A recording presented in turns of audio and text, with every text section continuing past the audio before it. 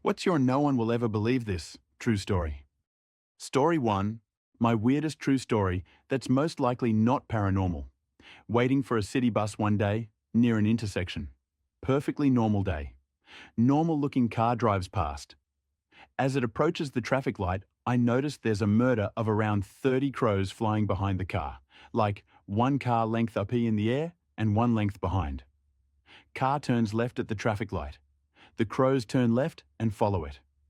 Weirdest fucking thing, and I couldn't get my phone out in time to take a video. It's like if the crows were balloons on a 15-foot string, that's how tightly they were following that car. And it drives me crazy because I will never know what happened. Did the driver kill a crow? Was the driver a witch?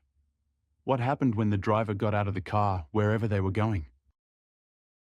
Story 2. I was camping in the Appalachian Mountains with 3 of my guy friends. We were all laughing and telling stories around the fire one night around midnight. The friend next to me grabbed my leg and pointed at the woods.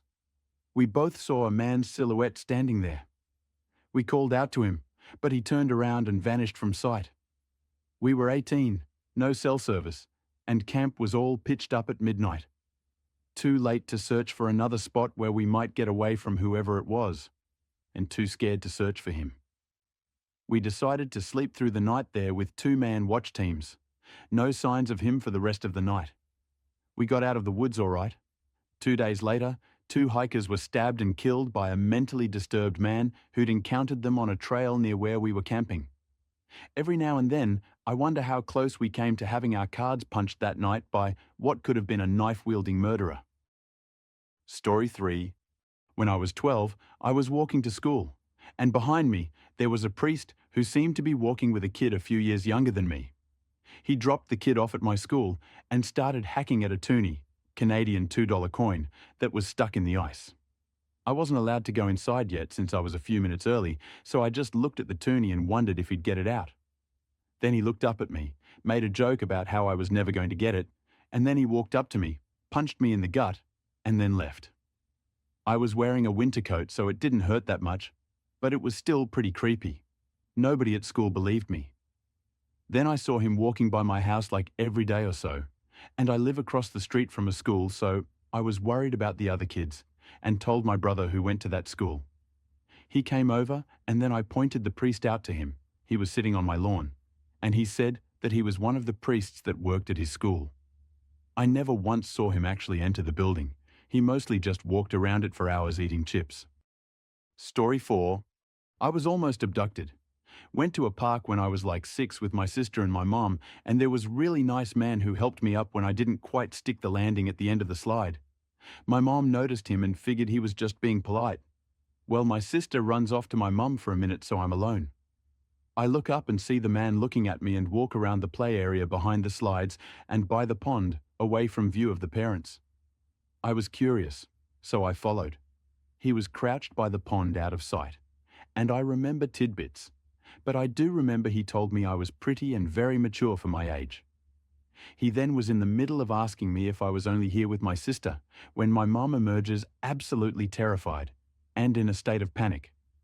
Never seen her like that to this day, and I think that's partly why it was seared into my memory. The man ran when she started yelling, "What the fuck do you think you're doing?" I started sobbing because my mom was yelling. She never yells. But it took me a few years to fully understand what happened and what could have happened. I did have the stranger danger talk, but I just thought the man was so nice. That's all I really remember from that day. I'm 99% sure my mum reported what happened to the police, but no idea what happened after. Story 5. When I was 16, I woke up into one of those very vivid real-life dreams. Like a dream where you wake up in your room and don't realize you're still dreaming. I sat upright in bed and looked sideways to my door and saw a figure standing in my doorway. The figure said, "Your dad will die when you're 22. Then I actually woke up, laying in bed too nervous to turn around and look at the door. The next morning at breakfast, I told my family, including my dad, about the dream.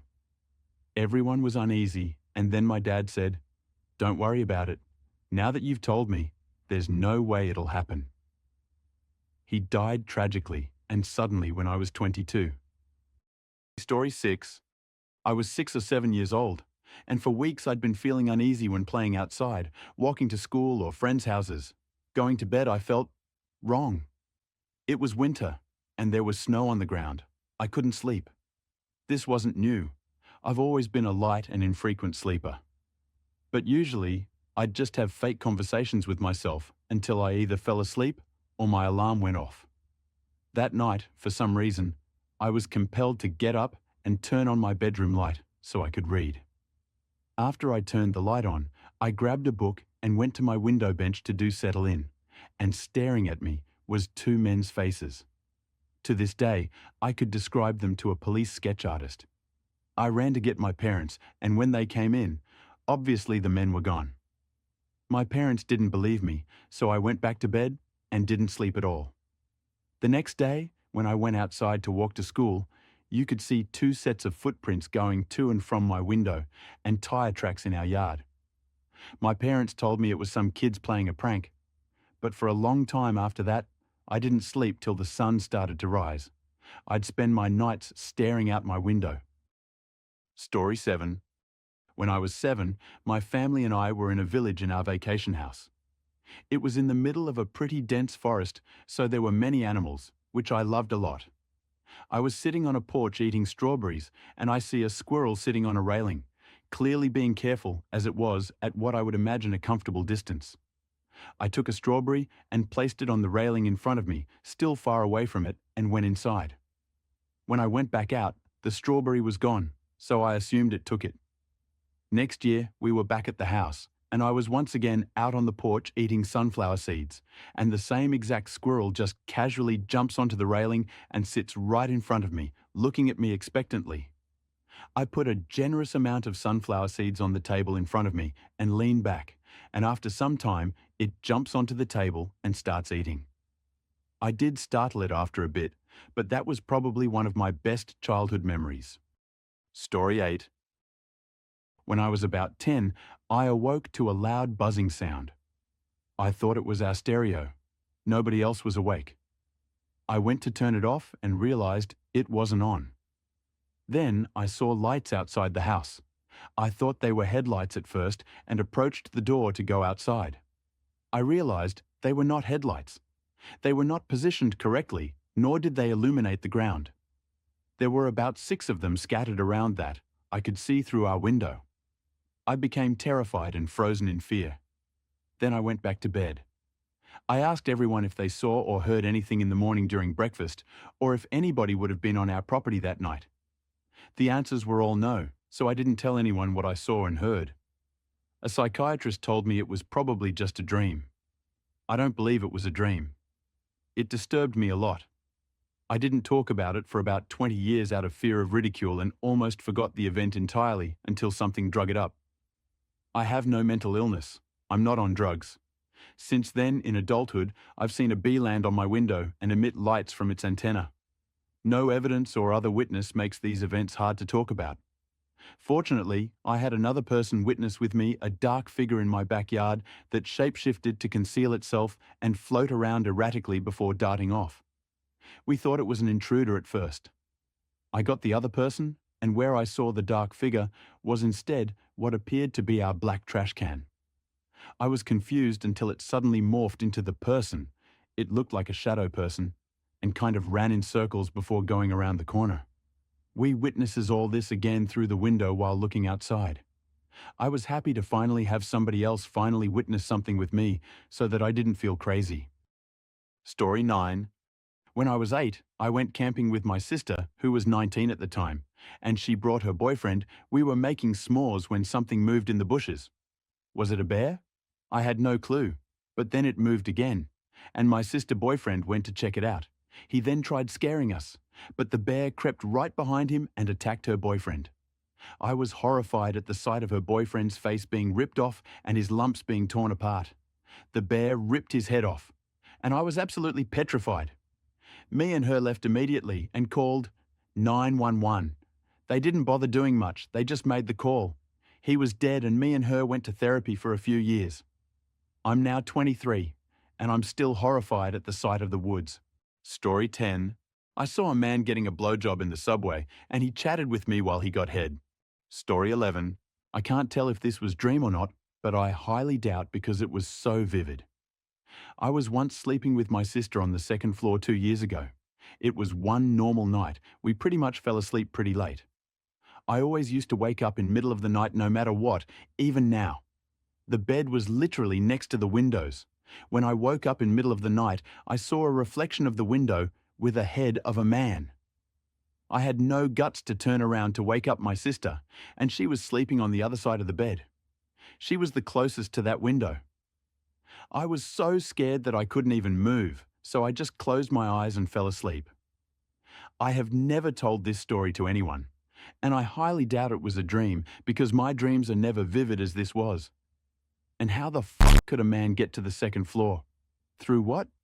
I wonder what would have happened if I took some kind of action. Story 12. Forgot about this one. When I was a teenager, I was driving late at night with my sister and a couple of our girlfriends. We were religious kids at the time, so not under the influence of anything. We're all going to spend the night at one of the girls' houses.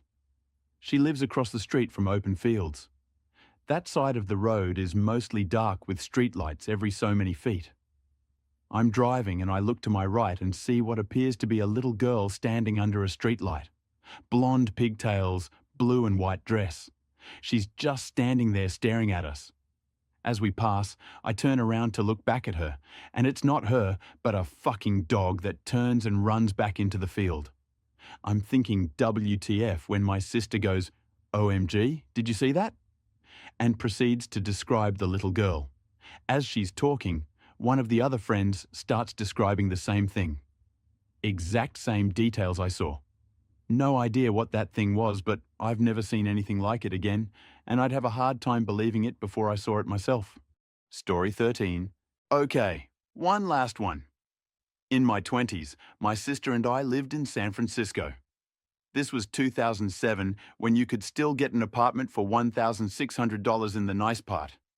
Anyway, my sister is notoriously naive and trusting.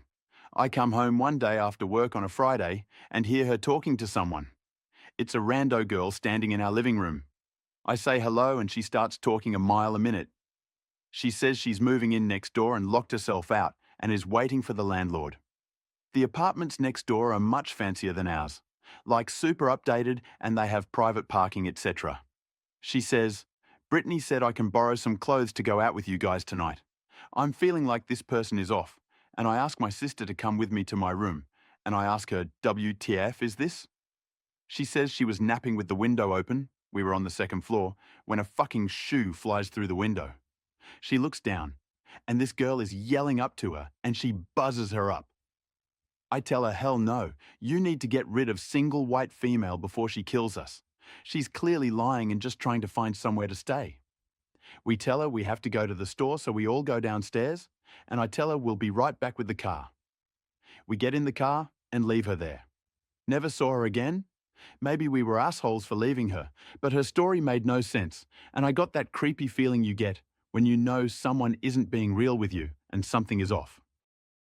Thanks for watching, everyone. If you enjoyed the video, don't forget to give it a thumbs up and hit that subscribe button for more awesome content. And if you want to stay updated, tap the notification bell so you never miss a video. See you in the next one.